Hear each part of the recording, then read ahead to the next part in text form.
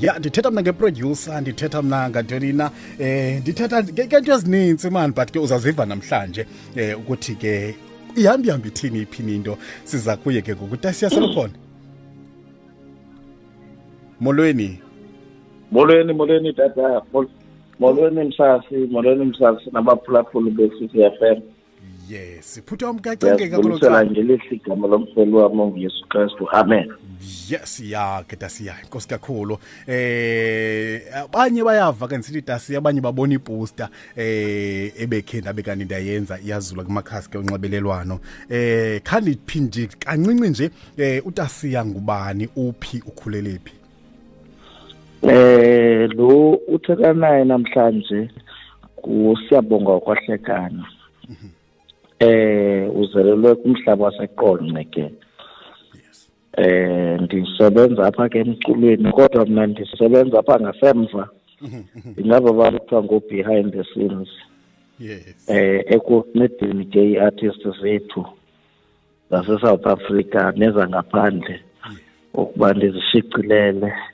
Ndisebenza as a music producer, sound engineer, composer, yabona yonke la nto. Ingulo Siyabonga wahlekane ke waseQonce. Yes, before sibe kanti ke siyangena kakhulu ke emsebenzini wakho Tasiya, ndifuna nje ukhe nje usiphe malunga nendlela oyabe kanti uyiproducer ngayo. Kwaqala laphi? Ungabi nayo ibackground yomculo na okanye mhlamba masithi umzekelo utata okanye mhlamba ekhaya ngabantu ababecula okanye mhlamba ikhona into eyabe kanti, because i-producers ezininzi ziqala bengu-keyboard player mos. Msasi xa ndivayo ke mna kokuqala ke ndasolekela utata yam ndina 7 years. Okay. So ndikhula nomama. Umama kanafana nemphosisa yena ukude kakhulu kude edimeni nenotes. Akasondelanga ngempela nje. So xa ndivayo ke uxhego lam kuthiwa lalidlala kakhulu iCostina. Okay. Ndiyabona ke bandithathe phake. Nomnina wakhe ke utanci wami naye benguconductor kakhulu kwento zechoral. So I think ke ndithathe pha into yomculo. Okay. Kodwa ke xa ndinokhankanya nje kukuba ndiqale ungena ke apha kwi-music industry ndisese-high school. Okay. I think kwakufomishwe Lord Cavadas ngo-1995. So luckily ke babe practice apha phambi kwendlu apha ekhaya. So ndimane ndisiva kukho ingoma phaa etshoyo, ndikhuphe ikeyboard yam ndiyibeka apha ndidlale. Bade babona uba le ntwana encinci apha ingathi idlala into edibanayo, bandibiza ke phaa egrupini. Ndajoyina ke igroup ekuthiwa yiLord Cavadas.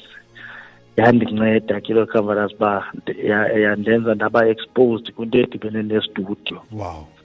I think I was doing standard 6 year 7 or apho into kuthiwa ngo-grade 9 ngoku. Grade 9, yes. So qala kwam udibana nabo ke, so bandise-studio sarekhoda phaa ii-albums uNoyana, safunda phaa xa berekhoda kurekhoda ohlobo.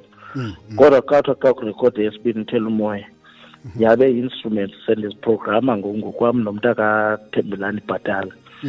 Yasithi ngoku abadlala eza instrument asabukela ngoku. So ke yakhula ke. Kini ndiyayithanda le nto lamaqhosha. Ndifuna ukuyenza le nto esikolweni, ndenza ke i-course ye-sound engineering. Yandinceda ke loo nto ndikwazi uba ndibe i-producer yevume ezininzi. I think kwakungo-96 ke ngoko. Okay. Zininzi ke athi sendisebenze nazo from 2000 ukuba kwam esikolweni.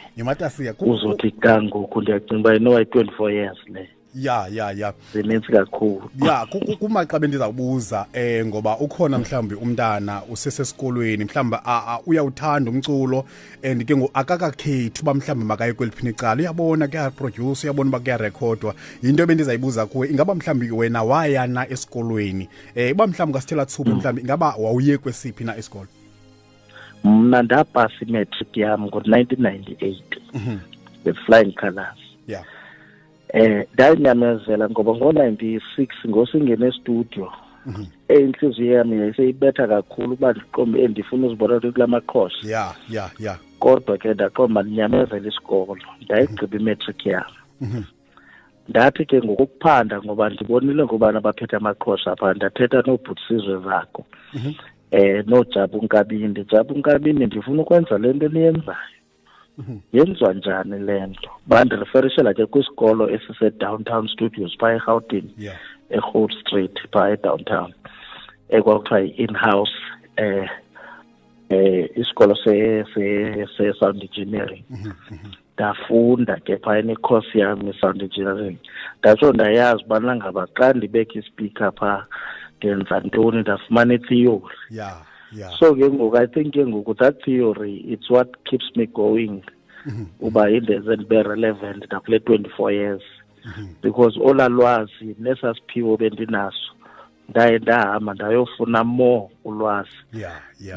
Ndazikhulisa. Ngoku ke nguseyindigcinayo ngolaa theory uba indenze ndibe relevant ngoba yabona ubana ngoba kudala mosisizi zomculo zimane zitshintshatshintsha. Yes. Kodwa ndisathi 24 years ndisathi ndisaproducer nangoku. Ndisakhupha ii-albums ezintsha nangoku. Uyayibona? So I would say kumntana bakanyamezela isikolo and afune ukwazi banzi ngale nto ayenzayo. Noba kuthiwa uyacula vocal, khawufune bana ngabo vocal coach baphi ngoba ngoku siba ne-artist ecula ingoma enye itshelwe yi-voice. Kanti umuntu akana-technique yokusebenzisa ivoice yakhe. Kanti ke xa uhambileyo wayofunda banzi ngale nto uyenzayo or ngale instrument uyisebenzisayo, ndicinga uba loo nto leyo not iyakusustain apha kule music industry. Yes. Okay, before sibe kanti siyaya nje ke simrhabulisa umphulaphuli kwezinye zemvumi esinazo apha eziphuma esandleni sakho ke Tasiya. Ingaba ke ngoku njengokuba uye wabe kanti uyaphuma esikolweni uyoqalisa usebenza ube uhamba ke ngune-Lord Comforters abe kanti zingchannel uba mawungena e-studio. Ingaba Tasiya zeziphi ezona producers aqombe yabona ezi ndandirhalela uba kanti ndibe kanti ndikunye nabantu okanye mhlawumbi ngabona abantu endandirhalela uba kanti ningafana kunye nabo aba? Yabona ke ndizawumane ndisithi ke kuba ke yazi balantu kuthiwa yi-first love, kuthiwa yi-love at first sight. Ndadibana noBhutisizwe zakho phaa, yabo noVuyomkhweli, no-Isaya Mosehla, noJabu Nkabinde, no-the late Derek Mudawa. So those were the producers ngoku ndisafundayo endandinqwenela uba ndingazibona ndizizo. But ke walunga uThixo, ndathi ugqiba kwam ufunda ndasebenza bambala kakhulu abantu endisebenzele ootata uMbongeni Ngema ndisebenzile nabo, oBhujabu Hlongwane, Mthunzi Namba, Lindelani, bonke abantu ukhomba ngamagama amakhulu because I was working kakhulu ngondihlele eGauteng. Bendisebenza kakhulu nezi record companies oGalo, oBula, ndisebenza David Masondo kwi-Soul Brothers. Ofisi ngabantu endandikhule abo sebekudala bekwi-industry becula. So yandinceda kakhulu ke laa nto yoba ndibe nolwazana lesikolo ngoba bekuthiwa ezinye iiprojekthi bendizifumana ngoba ufumanisa uba unjineli weso studio xa kenenento akakwazi ukusebenzisa i-equipment kubizwe mna ke ndizibona iprojekthi nam sendifakwa ngoku sendisebenza. So yile nto ke ndisithi iyanceda kakhulu laa nto yoba uyolikhulisa ulwazi okanye isiphiwo osukaso. Yes. Tasiya ungenile ke ngokwestudio kunamaqela ngamaqela owaproducileyo ne?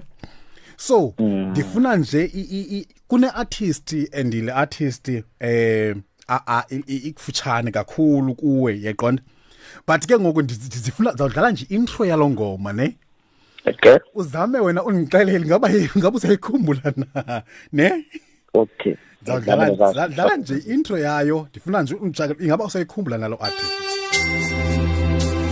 Masibambe Tasiya. Kubani lo? Asithandile lo. Ndenze mhlophe egazini lo. Okay Tasiya sizawubuya ngalo ngoma leyo. Tasiya kuneqembu ne? Kuneqembu leliphambanisa nyane lo qembu lo lisavutha lo lisekhona. Ndizakudlalela nje iintro yazo ne? Uzanixelela ba yeyiphi lo iphume ezandleni zakho. Ibuqekwa rhatshe dlala ke kodwa. Sibambile. hayi ndibaba kaliphinde le into. Jesu sakhamana nansi le ayi buqhekwa kanyani noyilibala le masiyibambe thini itheni nakhona ndiyayiva nje ndimlona udlala lapha ndiyayiva. Make senze ngohlobo yasinceda lo nto Tasiya masithi kwasibusela yiva.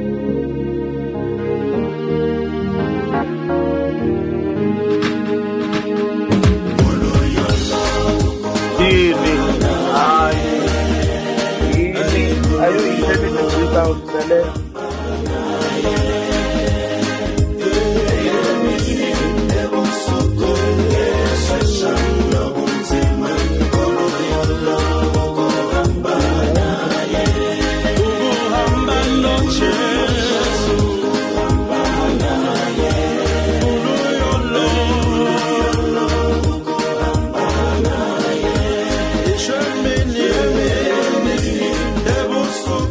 Tasiya malivi voice yakho. Yithi kumamiya makangabambi. Yithi kumamiya makakuyeke eca kwakho ndifuna uyiva voice yakho Tasiya. Ewe ngizohlala Kubani lona pha eqemini Tasiya? Ngumgilane lowo, Emmanuel Mgilane lowo. Oh yena mosasa ndingafike ndifike khona ibe ndifike khona bengubhutsipho ne ibe ngusifati bengafike ndifike khona yena xa sesize apho kuwe bekhona umgilane olapha ePretoria yena. Yes ya Tasiya ubuqhekwa kanyani kaloku lo ngoma sasiyenze ngo-2006. Yes so 18 years ago. Yes. Into nayo msasi uhleli mane uyandilandela kakhulu xa ulanda ingoma zakudala kangaka ayikhona. Kalo Tasiya uyayazi ndikhumbula ndigqibelisa ukuza neMarco saseJoburg. Ndisithi Tasiya iMarco yigroup enkulu ke yalapha eCape Town. Ndixelela. Nayo ndenze albums nayo eziliqela kakhulu nayo. Yes. Ndaphumela kumama uMoni lead vocal. Khandiphe Tasiya because ndithe xa ndibala apha mna ne ndinabantu abangaphaya ko-15 yaqona zemvumi ezaziwayo ekhe wabe kanti wena uyaziproducer ne ndicela ke ngoku undiphe ngoku nje ezizalate ezingoku i-latest ngoku ingoma esandiyikhupha ngoku yekaVeliswa Skay abangubo zihlanza yes besikhuphe yona ingoma ngoku khona besikhe lahlelwa lelife elimnyama sasolokelwa yintombi yethu ebesithemba kakhulu apha kwi-backing vocal. Yes so samenzela ingoma ke ededicatele lo okokuhamba kwakhe sarelease usisiveliswa Skate.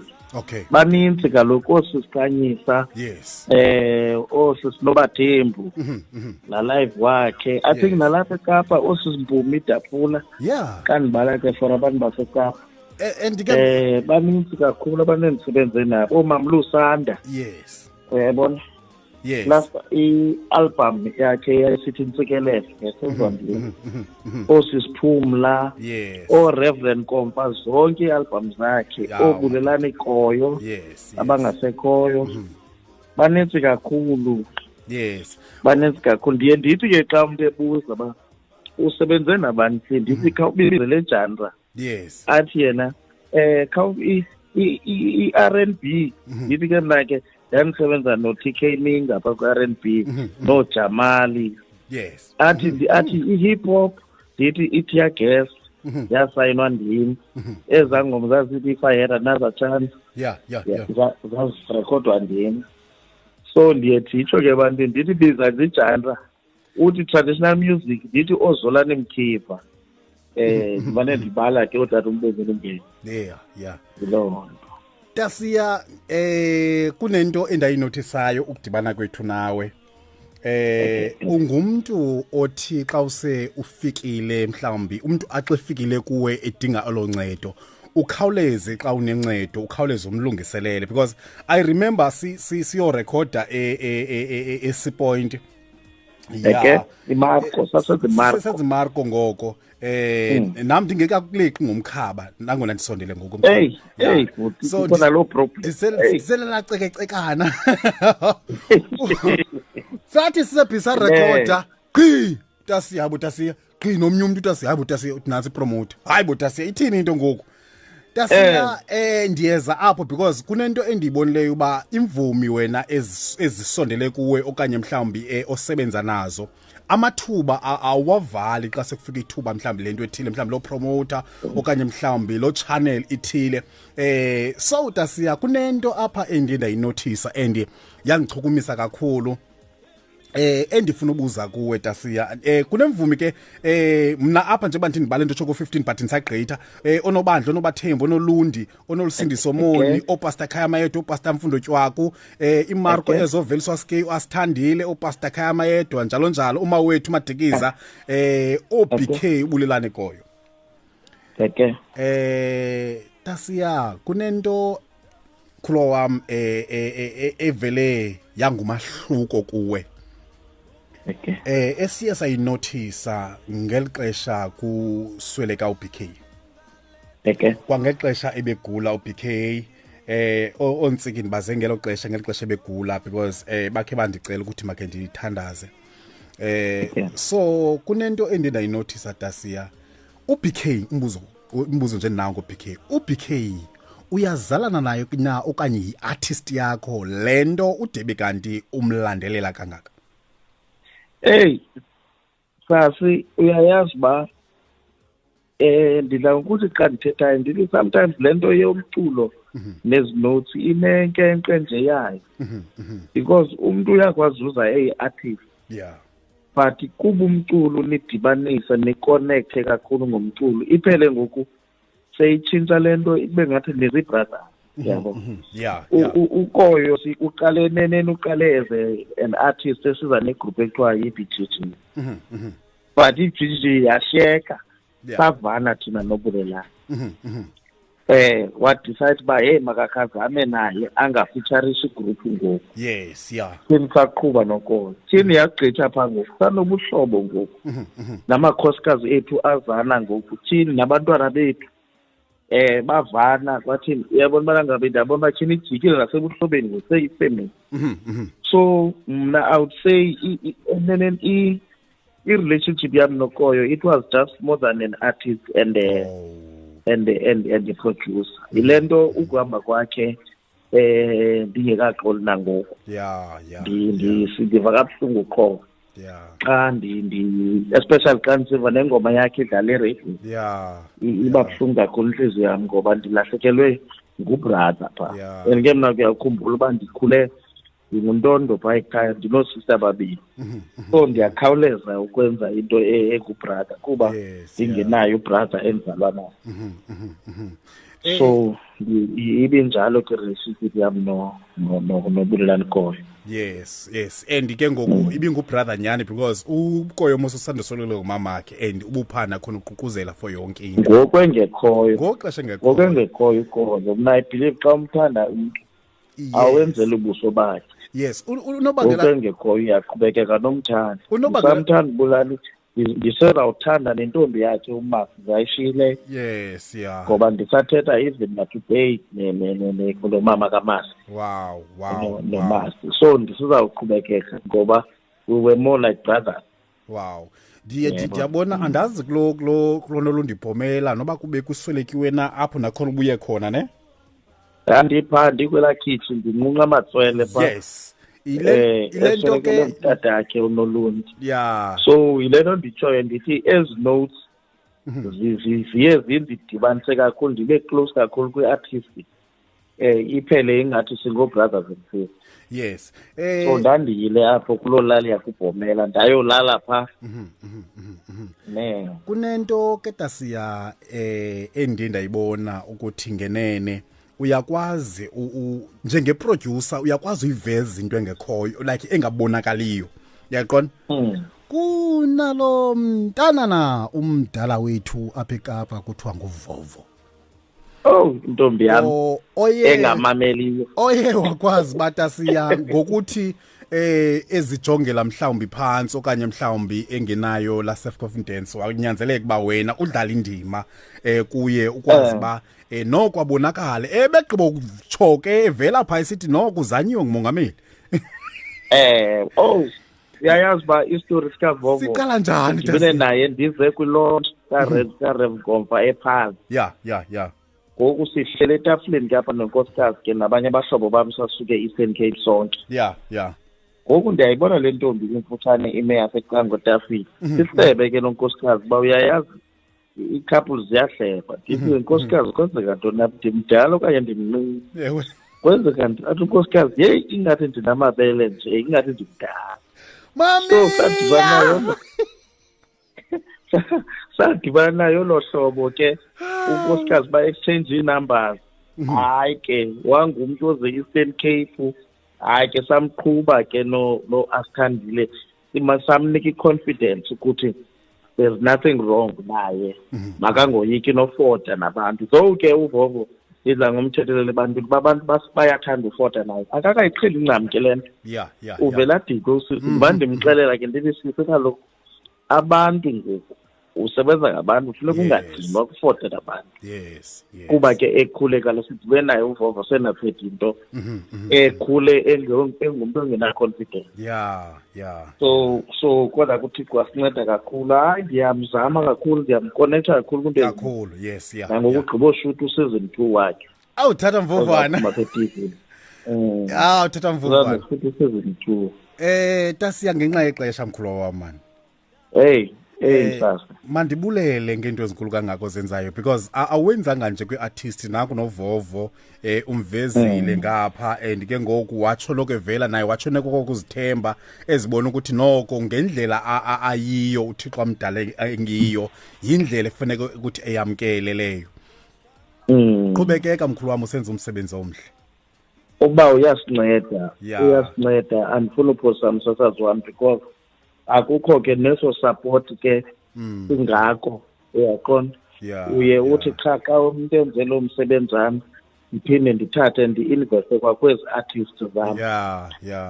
Ndinethemba loba mhlawumbi norhulumente ngenye imini uyazawubone lo msebenzi ungaka ndiwenzayo. Yes man. Akwazi undincedisa ngoba zona iminqono yami mikhulu kakhulu nge-artist because akhona nto ndiyithanda ingathi ngumntu. Mna ndilakuthi naxa ndithetha nenkosikazi ndithi apha kum endlini wam sihamba ngemilenze emithathu. Owokuqala umlenze nguThixo. Owesibini yintando kaThixo. Owesithathu umlenze ngabantu bakaThixo. So ndithi if sibhalansile ngolo hlobo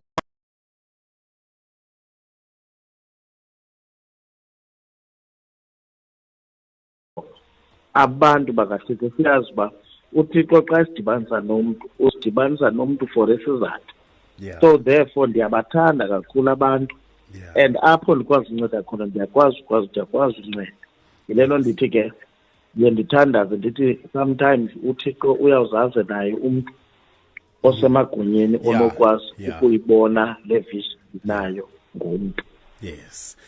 Qhubekekani Dasiyani hamba naye qhubekekani noma ekhaya uThixo enceda kakhulu kukhona lapho azawuye avule khona ngendlela nje sesimanga uba wazibona bawo. Amen. Kukhona lapho azavula khona ngendlela sesimanga. Dasiya manibulele manje enkosi kakhulu tata ngexesha lakho. Enkosi kakhulu tata yami ndiyabulela kakhulu kuwe umsasazi wami ndiyabulela nalapha esitishini nemanagement epheyani nekithuba lokuba nami izophokoza inhliziyo yami. Nabaphulaphuli ndiyabulela kakhulu abaphulaphuli be-FM ngendlebe zabo. Enkosi kakhulu umsasazi wami. Enkosi kakhulu wami. Ndiza kukhupha ke ngengoma Eternity Sound lithi ezulwini lakho. Nkosi yami uTasira. Ndiyaxelela uTasira. Ugodoma lo uhlabela. Nkosi yami. Nkosi kakhulu sesibulele. Nkosi kakhulu. Nkosi kakhulu. Nkosi sihlangana